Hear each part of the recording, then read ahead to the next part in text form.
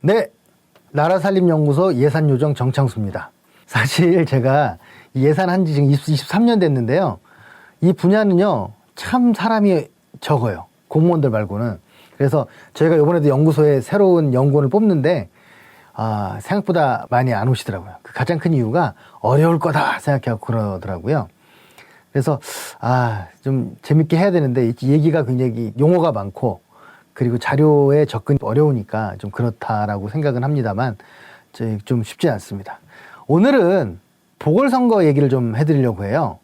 어찌됐든 여러 가지 좀 사건 때문에 서울과 부산에 보궐선거가 이번에 있게 됐는데, 이분들이 이제 1년밖에 시장을 못 하실 분들이지만, 그래도 굉장히 큰 규모 지자체에서 선거기 때문에 제1의 도시, 제2의 도시 아닙니까? 그래서 관심들이 높고 어떻게 될까 지금 궁금해 하고 있는데요. 저희 나라살림연구소의 임무는 항상 지역살림이기 때문에 이번에는 부산의 지역살림은 어떨까 하는 걸 좀 얘기를 좀 해드리려고 해요. 10분이다 보니까 뭐 시간상 많은 얘기를 드릴 수는 없고요. 딱 10가지 그 부산의 문제점을 얘기하겠습니다. 그리고 이번부터는 숫자를 먼저 얘기할게요. 제일 큰 문제는 뭐냐면 1058억 원이라는 숫자예요. 부산에 1058억 원이라는 숫자는 뭘 의미하느냐? 바로 민자 사업에 1년에 지출되는 돈이 1058억 원입니다. 그 얘기를 포함해가지고 10가지 말씀드리겠습니다. 첫 번째, 재정이 너무 복잡합니다. 부산이. 예산 규모는 13조인데 일반회계 하나, 기타 특별회계 15개, 공기업 특별회계 2개, 거기다 기금 18개. 몇 개입니까? 36개예요. 그래서 36개나 되는 아주 복잡한 칸막이가 있는 거예요.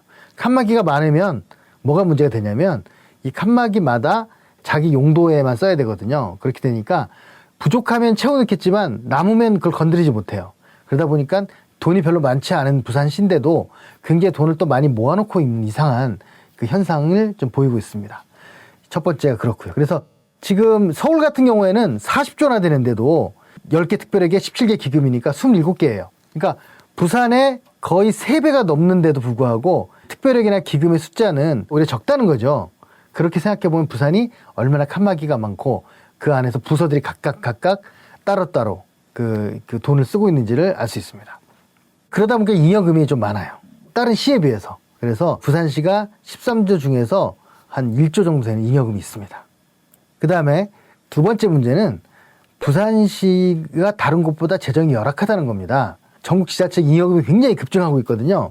그랬지만 19년도부터 저 연구소의 공 때문에 그 잉여금이 줄기 시작했어요. 뭐 빡 줄긴 건 아니지만 많이 줄기 시작했고요. 그래서 전체 지자체들이 현재 20% 정도 잉여금이 있고 광역자치단체들은 한 9% 정도 있습니다. 부산시는 7% 정도 있는 거예요. 그래서 잉여금이 다른 곳보다 조금 더 적습니다. 잉여금이 별로 적은 편인데도 불구하고 문제는 이게 잘 써가지고 그런 거냐, 지출이 과도해서 그런 거냐 하는 건 판단해 봐야 되는데 제 생각에는 지출이 또 과도한 측면이 있습니다. 그래서 이 부분을 고려해 주십시오. 세 번째, 과도한 보조금 문제가 있습니다. 이 보조금이 뭐냐면 지방세 비중은 줄고 있는데 교부세는 좀 증가하고 있거든요. 근데 특히나 보조금이 증가하고 있어요. 그래서 이 보조금을 많이 따오면 좋은 거 아니냐라고 할 수 있는데 꼭 좋은 것만이 아닙니다. 왜냐하면 보조금은 매칭을 해야 돼요. 중앙정부가 보조금 주면서 이거 다 네가 다 써 라고 하면 괜찮은데요. 예를 들면 가장 보조금의 매칭이 적은 게 기초수급자거든요. 기초수급도 10%나 20%는 매칭을 해야 돼요. 그런데 복지 이런 거 말고, 복지는 그래도 한 20, 30%만 매칭하면 되는데 개발사업이라든가 이런 거 할 때는요, 어떤 때 매칭이 60%, 70%일 때도 있습니다. 이런 거는 안 해도 되는데 지자체가 하는 거기 때문에 중앙정부가 꼭 굳이 다 메꿔줄 필요가 없어서 그렇게 되는 거예요. 그래서 그 문제를 보면 보조금 비율에서 독자 사업이 매우 적고 중앙정부 보조받은 것들을 주로 많이 사용하는 그런 문제가 있습니다. 그리고 중앙정부 보조금도 문제지만 지방자치단체가 스스로 하는 보조금이 있어요. 지방보조금이라고 합니다. 부산시가 직접 주는 거죠. 이게 무려 2019년 기준으로 1,500억이 있습니다. 이 1,500억은 부산시가 자발적으로 하는 것이기 때문에 안 해도 되는 거예요. 이 보조금의 내용이 뭘까? 한번 살펴보시면 그중에 가장 심각한 게 민간단체 운영비 보조가 72억이 있고 행사보조가 124억이 있어요. 둘을 합치면 200억이죠. 그러니까 200억 정도는 사실은 한번 살펴보시면 매년 반복적으로 그리고 단체나 기관들한테 주는 돈들이에요. 이걸 살펴보셔야 됩니다. 후보님들 꼭 기억해 주세요. 네 번째는 사회복지비가 증가를 하고 수송 및 교통의 비중이 감소하는 게 굉장히 두드러집니다.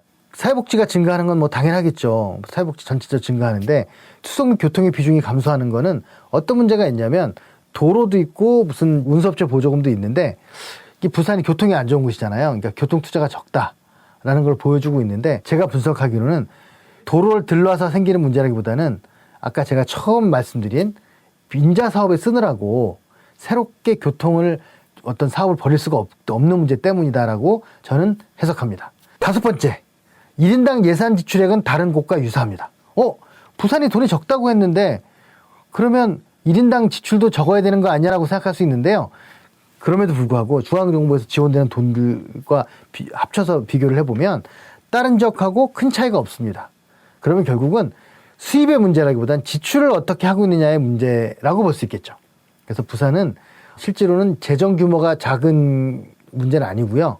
쓸 때 어디다 쓰는가를 살펴봐야 되는 문제가 있는데 거기서 저는 핵심 중에 하나가 아까 얘기한 민자 사업에 있다 이렇게 봅니다. 여섯 번째, 기금의 여유 지원이 과도합니다. 아까 잉여금은 적다고 했잖아요. 일반 예산에. 그런데 기금은 일반 예산이 아니에요. 따로 존재를 합니다. 기금만 따로. 예산안 및 기금운용 계획 심의 이렇게 표현하는 이유가 법상 다르게 돼 있어요. 이게 2019년에 원래 1조였던 기금에서 7,300억을 조성해서 6천억을 썼어요. 그래서 다시 1조 1,000억이 남습니다. 이렇게 해서 계속해서 늘어가고 있는 거예요, 기금이. 그러니까 잉여금은 불과 8천억밖에 안 되는데 기금만 1조 1,000억 정도가 존재를 하는 거죠. 특히 그중에 많은 게 뭐냐면 중소기업 육성기금이 1,600억, 그 다음에 투자진흥기금이 1,600억 이 정도가 지금 있고요. 1,000억 넘는 걸로 보면 제9호기금이 1,300억 있고 도시 및 주거환경보전기금이 1,700억이 있습니다. 그리고 출산장려기금이 1,000억 있네요.